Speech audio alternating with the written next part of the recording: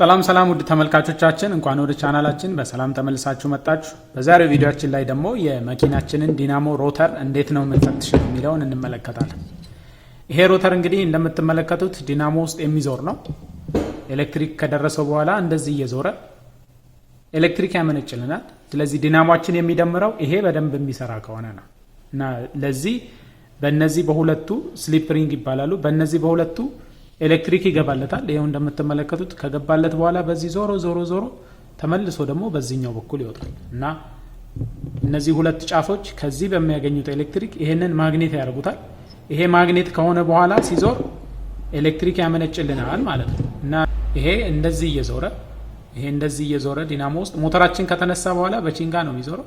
ይሄ እንደዚህ እየዞረ ኤሌክትሪክ ያመነጭልናል ማለት ነው እና መኪናችን ሲነዳ አይታችሁ ከሆነ ዲናሞ በቺንጋ ነው የሚነዳው። እዚህ ጋር ቺንጋ ይገባለታል።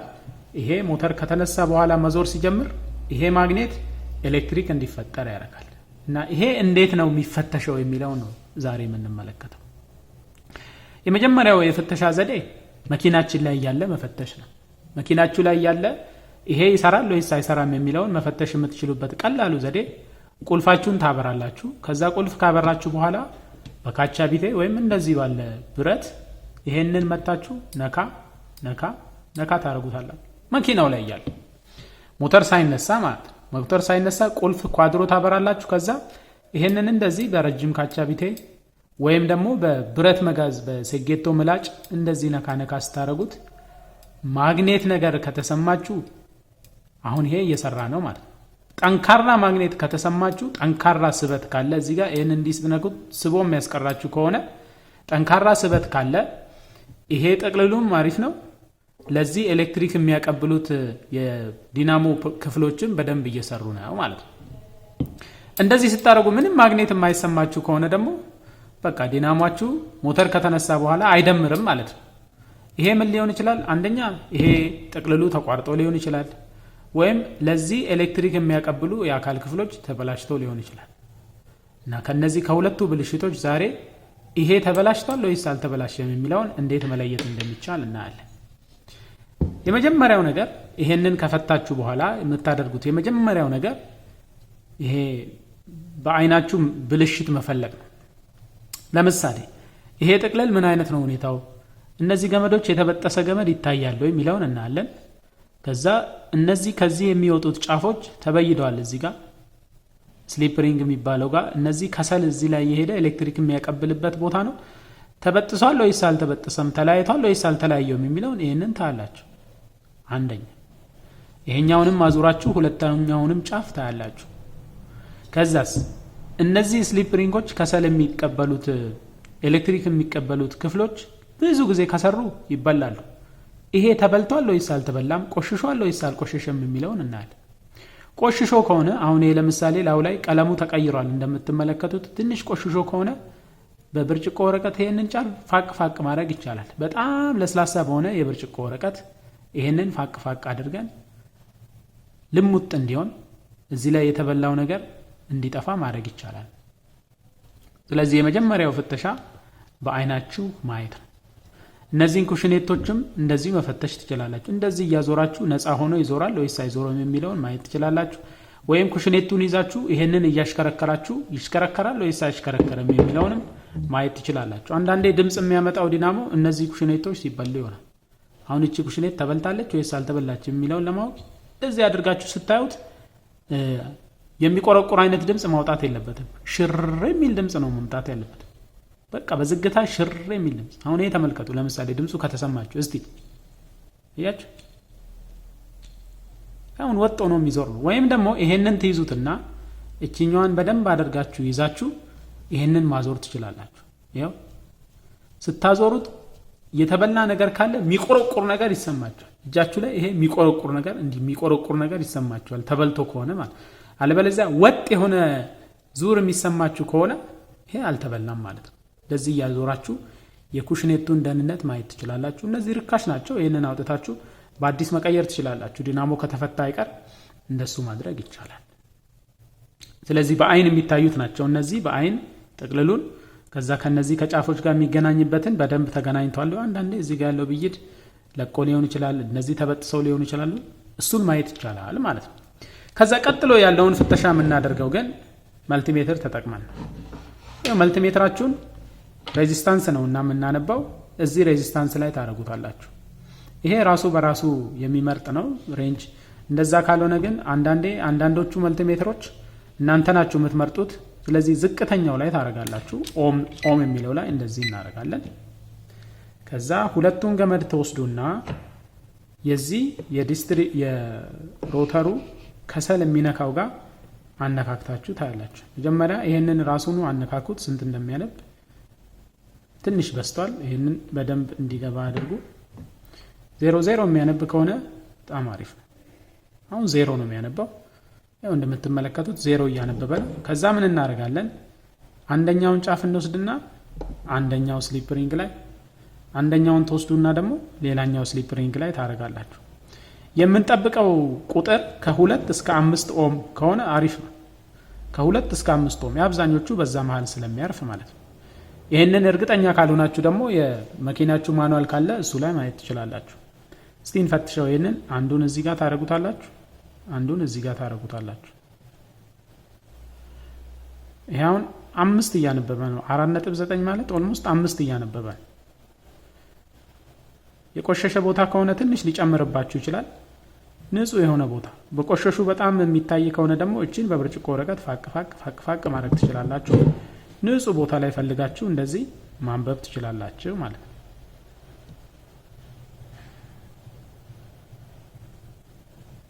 ይሄ ወጣ ገባ የሚሆነው ከቆሻሻ የተነሳ ነው። ቆሻሻ ሲሆን ነው ወጣ ገባ የሚሆነው። እንደዚህ አድርገን እስቲ እንየው። 5 በቃ። ስለዚህ 5 ኦም ይሄ አሪፍ። ከዛ ይሄ ምን ያሳያል? ይሄንን እንደዚህ ስለካ 5 ኦም ነው ማለት ይሄ ከዚህ ጫፍ ተነስቶ ዞሮ እዚህ ውስጥ ዞሮ ተመልሶ የሚመጣው አልተቋረጠም፣ ወጥ ነው ማለት ነው። በጣም ትንሽ ሬዚስታንስ ካነበባችሁ ለምሳሌ እንደዚህ አነካክታችሁ 0 ምናምን ብታነቡ፣ እንደዚህ 0 ብታነቡ ወይም 0 ነጥብ የሆነ ቁጥር ብታነቡ ይሄ እርስ በርስ ሾርት አድርጎ ተገናኝቷል ማለት ነው። ለምሳሌ እዚህ ውስጥ ያለው ገመዶቹ እንዳይነካኩ የሚያደርገው መከላከያ ሲቀልጥ በሙቀት ምክንያት ወይም ሲቃጠል ይሄ እርስ በርስ ሾርት ያደርጋል። ሾርት ሲያደርግ ደግሞ የሚያነባው ከ2 ኦም በታች ይሆናል። ከ2 ኦም በታች ካነበበ ሾርት አድርጓል ማለት ነው። ወይም እንደዚህ አነካክታችሁ እንደዚህ ካነበበ አሁን ይሄ ክፍት ሲሆን ነው አይደል? እቺ ቁጥር የምትመጣው አንዳንዶቻችሁ ላይ ኦኤል የሚል ያነባል፣ አንዳንዶቻችን ላይ ደግሞ እንደዚህ ያነባል። አሁን ይሄ ገመዱ ሳይነካካ ሲቀር የሚያነበው እንደዚህም ነክቼ ይሄ ምንም ለውጥ ካላመጣ እሱ ማለት ይሄ ገመድ ተላቋል ማለት ነው፣ መሀሉ ላይ ተበጥሰዋል ማለት ነው። ስለዚህ የመጀመሪያው የምናነበው በእነዚህ በስሊፕ ሪንጎቹ መሀል ግንኙነት አለ ወይስ የለም የሚለውን እናያለን። የዚህን ኮንቲኒቲ ለካን ማለት ነው። ሌላኛው ደግሞ እነዚህ ጥቅልል ገመዶች ከዚህ ከብረቱ ጋር መነካካት ደግሞ የለባቸው። ከብረቱ ጋር ከተነካካ ግራውንድ አረገ እንላለን። ኤሌክትሪክ ከዚህ የመጣው ዞሮ ተመልሶ መውጣት ሲገባው እዚህ ውስጥ ገብቶ ያልቃል ማለት ነው። ይሄ ከባትሪ ኔጌቲቭ ጋር ስለሚገናኝ ግራውንድ አረገ ወይስ አላረገም የሚለውን ለማወቅ አንደኛውን የመልቲሜትራችሁን ጫፍ አንደኛው እዚህ ላይ ታደርጉና ከዛ የሆነ ብረት ተነካላችሁ። ብረቱን እንደዚህ ስትነኩ ካነበበ አሁን ችግር አለ ማለት ነው። ግራውንድ አድርጓል፣ ከቦዲ ጋር ተነካክቷል። ከዚህ ከብረቱ ጋር እንዳይነካካ የሚከላከለው ነገር ተበላሽቷል ማለት ነው። ወይ ይሄንን ፈተን እንደገና እንጠቀልለዋለን ወይም ይሄንን ሮተር ሙሉ ለሙሉ እንቀይረዋለን ማለት ነው። እቺኛዋ ስሊፕ ሪንግ ተበልታ ከሆነ ስሊፕ ሪንጎቹ አንዳንዴ በጣም ይበላሉ። ተበልቶ ከሆነ አንዳንዴ ቶርኖ ቤት ወስዳችሁ ማሰራት ትችላላችሁ። አንዳንድ ቶርኖ ቤቶች ይሄንን ይጠርጉትና ሌላ ቀለበት ያስገቡለታል። አንደኛው አማራጭ እሱ ነው። ወይም ስሊፕ ሪንግ የሚቀየር ካላችሁ ደግሞ እቺን ከፍታችሁ አውጥታችሁ መቀየር ትችላላችሁ። እሱም ቀላል ነው። ሌላው ካልሆነ ደግሞ ሙሉ ሮተሩን መቀየር ሊኖርባችሁ ይችላል ማለት ነው። ይሄንኑ ዘዴ ይሄንኑ ቴስት ማድረጊያ በሚጮህ ደግሞ በኮንቲኒቲ ቴስት ማድረግ እንችላለን። ለዚህ መልቲሜትር እቺን አንዴ ስነካት ኮንቲኒቲ ላይ ይመጣል። ኮንቲኒቲ ማለት ይሄው ካልተገናኙ አይጮህም፣ ከተገናኙ ደግሞ እንደዚህ ይጮሃል። ይሄው ከተገናኙ ይጮሃል። ለምሳሌ እነዚህ ሁለቱ በዚህ በኩል አድርገው ይገናኛሉ ወይስ አይገናኙ የሚለውን እስቲ እንፈትሽ። በቃ ወጥ ነው ማለት ነው፣ አልተበጠሰም ማለት ነው። እስቲ እሺ፣ አሁን ይሄ ከዚህ ከብረቱ ጋር ተገናኝቷል ወይስ አልተገናኘም? አንዱ ላይ እናደርግና ይሄው ከብረቱ ጋር እንደዚህ ሳደርገው የሚጮህ ከሆነ ግራውንድ አድርጓል ማለት ነው፣ መቀየር አለበት። እንደዚህ የማይጮህ ከሆነ ደግሞ አልተነካካም፣ አሪፍ ነው ማለት ነው። ስለዚህ በእነዚህ በሁለት ዘዴዎች ተጠቅማችሁ ይሄንን እንደዚህ አድርጋችሁ መፈተሽ ትችላላችሁ። የሮተሩ አይነት ይለያያል እንጂ ለሁሉም ፍተሻው ተመሳሳይ ነው። አንዳንዶቹ ሮተሮች ለምሳሌ ይሄው አንዳንዶቹ ስሊፕ ሪንጋቸው እንዲህ እዛው ላይ ተለጥፎ የሚመጣ ነው። ይሄ በጣም በፍጥነት የሚሰራ የቶዮታ ዲናሞ ነው። ይሄ እንደምትመለከቱት ይሄው እነዚህ ብረቶች ፋን ናቸው፣ ንፋስ ለማቀዝቀዝ። አንዳንዶቹ ይሄው እንደዚህ ከውጪ ነው ፋን ያላቸው። ይሄ አሁን ከውጪ ነው ፋን ያለው፣ ከውጪ ነው ፋኑ የሚዞረው። ያንዳንዶቹ ደግሞ ውስጥ ላይ ይሆናል። የፍተሻው መንገድ ተመሳሳይ ነው። አሁን በኮንቲኒቲ ለምሳሌ ይሄንን እንደዚህ አድርጌ እዚህ ላይ እርስ በርስ እንደዚህ ስታንደካኩት የሚጮህ ከሆነ በቃ ይሄ ወጥ ነው ማለት ነው። ከዛ ከዚህ ከቦዲ ጋር ደግሞ መጮህ የለበትም። ከዚህ ጋር ሳነካካው የሚጮህ ከሆነ ግራውንድ አድርጓል። ከዚህ ጋር ሳነካካው ይጮሃል። ከዚህ ጋር ሳነካካው ግን መጮህ የለበትም። በቁጥር ማድረግ ከፈለኩ እዚች መልቲሜትር ላይ አንዴ ነው እቺን ምጫ ነው። በቁጥር ደግሞ ስንት ያነባል የሚለውን እስቲ እንመልከት። 3 ኦhm በቃ ከ2 እስከ 5 ካነበበላችሁ በጣም አሪፍ ነው። ያው 3.5 3.6 እያነበበ ነው። ይሄም አሪፍ ነው ማለት ነው።